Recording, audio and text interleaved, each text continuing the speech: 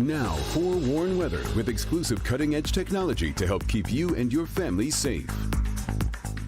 Well, we're starting to turn the corner, not just on a Wednesday for the rest of the work week, but also when it comes to our forecast. And so we will have some cooler, more comfortable conditions building in, but a couple little bumps in the road to get through first. And first one will be this air quality alert. So that was issued later this morning for the rest of today and taking us through Thursday. Not set to lift until midnight Thursday night into Friday. That's for all of southeastern Michigan due to the Canadian wildfire smoke working its way back across the state of Michigan. Storm chances sticking around through Thursday. We're not anticipating severe weather, but we could get some heavy downpours, maybe even some gusty winds. But the more widespread rain with this event will arrive even before daybreak tomorrow.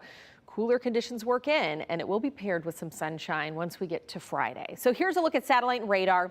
Those clouds will be building in west to east. Quite a bit of lightning that's pushed from about Davenport, Iowa, off towards Milwaukee. And so we're going to get the cloud cover pumping in ahead of it before the rain arrives, kind of just riding along this frontal boundary just to our south. And so with the increasing clouds, you probably won't notice the smoke haze as much as you would on what would be a clear day across southeastern Michigan. But the heat risk, we certainly have been tapering and tailoring that back a bit. So that's going to be a little more prominent from the Ohio River down towards the Gulf, up the eastern seaboard towards New York City and Boston.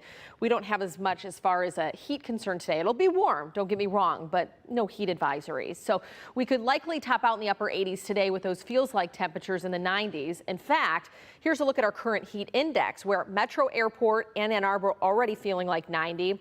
95 is the feels like temperature in Monroe. So we will be below the threshold for that heat advisory. Actual air temperatures low to mid 80s at this hour as we're taking a live look at Belleville, and pretty light northerly winds. And that rain will arrive late. And we'll show you the illustration of that in just a second, but we will be sliding into the upper 60s through the overnight, which is just a smidge cooler than last night. Noticeable difference. The open the window type of sleeping weather will be heading into the weekend. However, let's talk about the rain chances.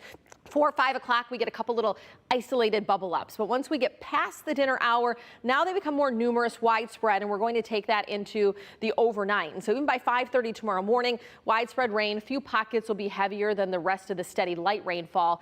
And by about 3 o'clock tomorrow afternoon, we're drying things out. So this will impact tomorrow morning. The second part of the day will be drier. By Friday, we do peel back those clouds and sunshine returns, and we take that into the weekend. Check out these temps, though, dropping below average. So falling into the 70s Thursday, Friday, and then we flirt with 80 come Saturday. If you're heading out to Canton, Ohio tomorrow, though, for the Lions game, that 8 o'clock kickoff against the Chargers, plan for 70s. Slight chance for some rain. I just want to show you as you work your way down towards Ohio. Here's Akron. We will have the rain chances building in, but by the time we get into the evening, a lot of that should be fizzling out. So I'm going to keep my fingers crossed that you won't have to take your poncho. But we get back in the low 80s this weekend, and we stay there for early next week.